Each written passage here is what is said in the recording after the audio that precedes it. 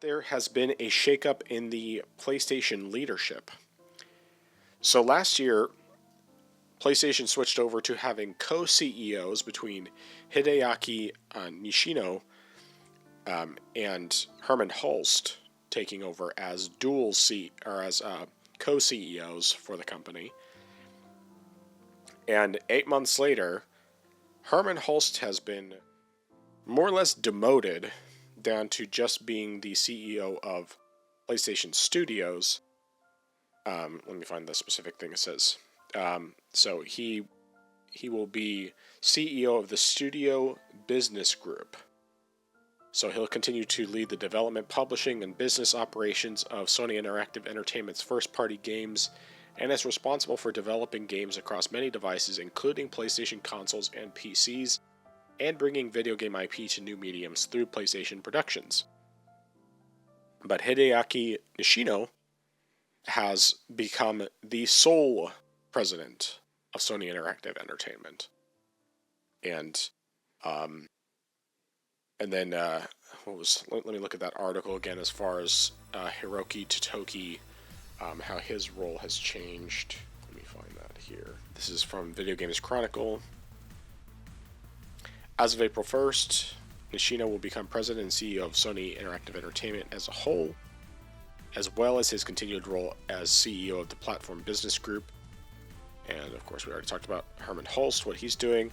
Sony Group President, COO, and CFO Hiroki Totoki, who had been serving as chairman of SIE with Nishino and Hulst reporting to him, will now step down from the role to become president and CEO of Sony Group, allowing Nishino to lead SIE. Something to note about Hiroki Totoki is that he was the one in the past who had talked about wanting to be more aggressive with their strategy of bringing games to PC. And now he's kind of I don't fully understand exactly how his new role works specifically, but Herman Hulst, was the one who had in the past been more of the person who was saying, first, just because we're bringing this one game over, which was Horizon Zero Dawn when that first came over, it doesn't mean this is going to be the same case with every game. And then, over time, has changed it to, not every game, the games aren't going to be day and date. Changed it to, the games are going to come over, but they're not all. The first party games are not going to be day and date. Only the live service games. And then they started doing first party games, some of them day and date, but they're just not the bigger titles. So anyway, all that being said, we don't know exactly what these change-ups mean for the company, but what are your thoughts? This is definitely interesting, and one thing that I was thinking about, and now just thinking about right now, stopping to reflect, correct me if I'm wrong, but did Hulst have a good hand in the idea of live service titles? I'm not sure if they ever confirmed that one way or another. I think it was largely a Jim Ryan idea, okay. Jim Ryan focus.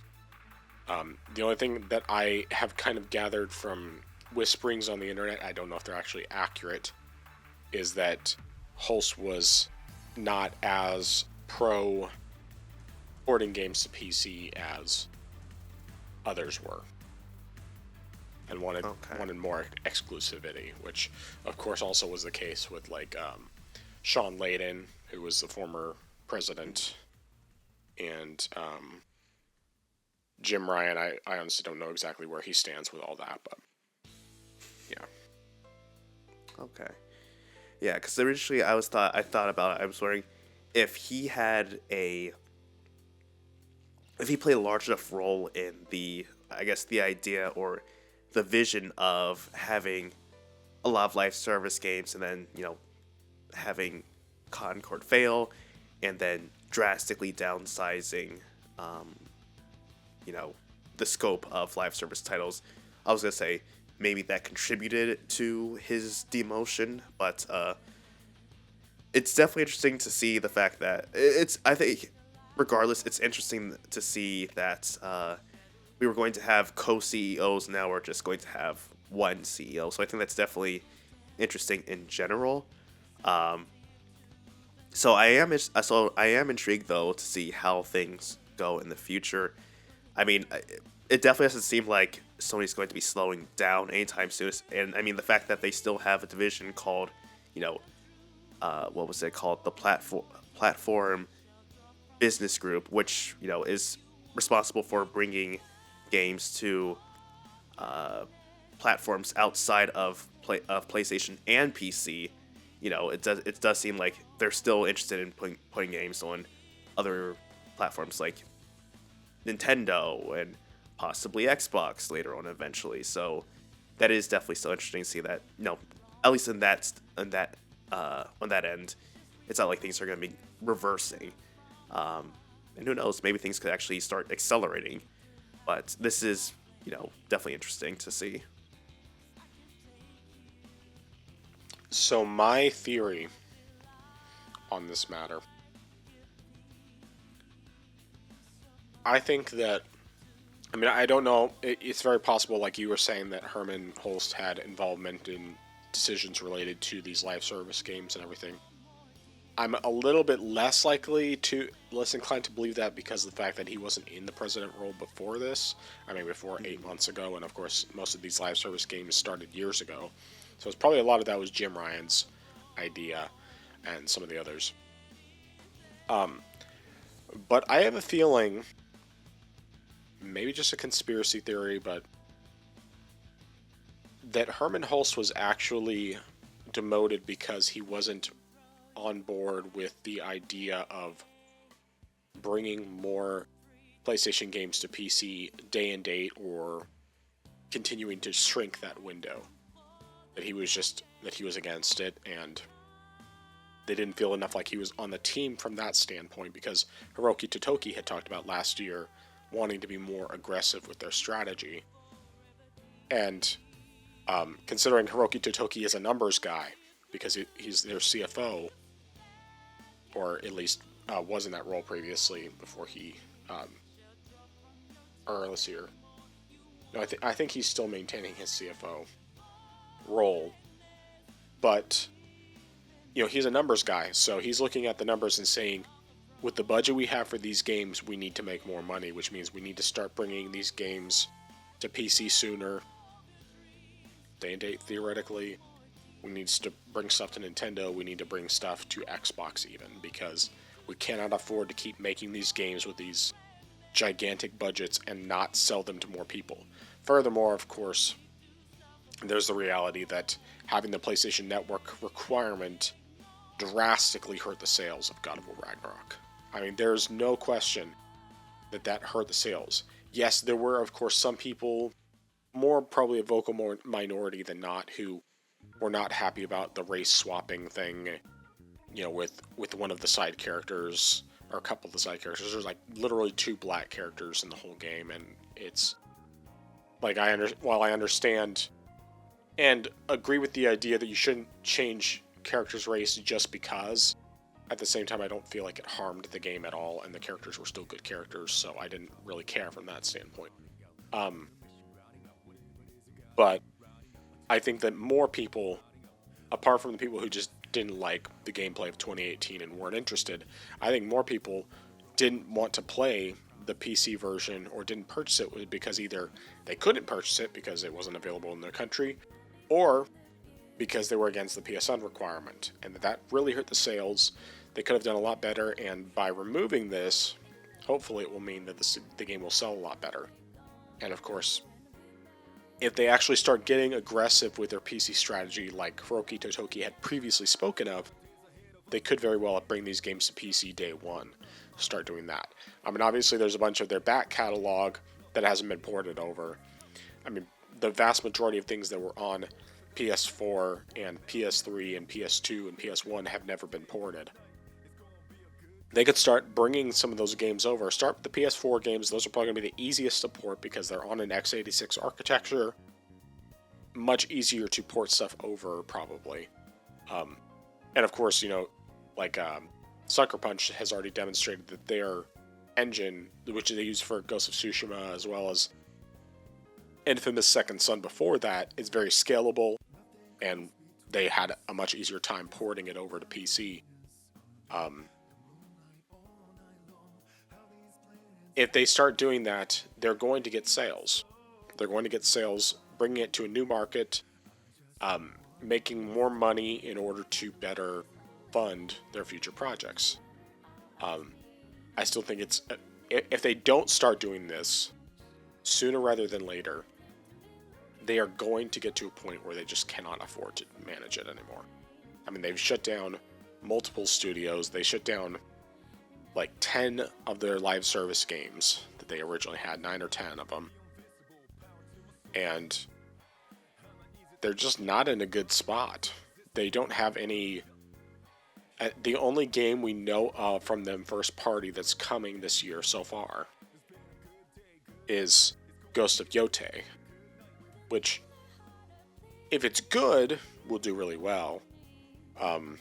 If it comes day and date to PC, it'll probably do really, really well. But if it's bad, might not. I don't know. It's hard to say. I don't want it to be a Last of Us Part 2 situation where they just completely ruin it. Or Spider-Man 2. Yeah, it seems like, in general, their 2s lately have been... They've improved the gameplay and then destroyed the story. But I'm hoping that Sucker Punch can be immune to that, because their games always have been great so far. But anyway. Well, maybe that game will escape the curse since it's not directly called 2. I mean, That's true. God of War Ragnarok was a sequel, but it wasn't called 2. So maybe That's Ghost true. of Yotei has hope then. Yeah, and God of War Ragnarok didn't do any of the weird stuff with the story to ruin it. Like, the only thing that I think people have a complaint about, really, when it comes to that, I mean, like, obviously, like I said, there's lots of reasons people don't like the game, and most of those reasons are just personal preference. But the quote-unquote woke reasons are dumb. Honestly, like, I really think that they're overblown and they're dumb, and while I understand the argument, I also think that it's... Maybe dumb isn't the right word, but they're making it way bigger of a deal than it needs to be. I do think that there is a reasonable possibility that Herman Hulst was just not on board with what it was that Sony wants to do when it comes to porting games over, not just to PC, but to other platforms. And that's probably one of the reasons why they demoted him. They wanted people who were going to be on board with the new vision, because from a realistic standpoint, especially from a financial standpoint, they have to do this. They have to make this change. It's just not financially feasible to keep doing console exclusives all the time. Not with the current games budgets. So. But we'll wait and see what happens. I mean, I could be totally wrong, and it could be that Sony just decides to keep doing exactly what they've been doing, and then in 10 years, Sony will be something else entirely. But, yeah. We'll see. I firmly believe that one of their next 3 major tentpole first-party games is going to be day and date on PC. I do believe that's going to happen. And right now it's looking like Ghost of Yotei, Wolverine are 2 of those, and third game I'm not sure. I think that there's a couple different ones that were in the Insomniac leak, but I don't know if there's any other stuff from studio. Well, I guess actually Heretic, is it called Heretic? No, it's Intergalactic. The Last Heretic? Is that what it's called? I completely butchered the name last week. But let me quickly type that up. Intergalactic: The Heretic Prophet. Okay. Intergalactic: The Heretic Prophet. So yes. Yeah, I think that is... That's probably the game that they have coming I think it's probably going to be Ghost of Yotei, then Wolverine, and then Intergalactic are probably going to be the next three big first-party games, unless they have some surprises this year that we don't know about, which is certainly possible. That's probably just going to be a remaster of some kind. True. Spider-Man remastered. Oh goodness. But that definitely does make sense as to why he would be demoted. Especially, I think the biggest, I guess you could say, shock is the fact that this is kind of last minute. Considering the fact that last year they only announced the fact that he was going to be a co-CEO, and then not too long after, he's not going to be the CEO anymore. So either way, it definitely is interesting, but I think the idea you presented makes sense and sounds reasonable as to why that could be happening. Yeah. We'll have to wait and see, though. But, yeah, that's it for that topic.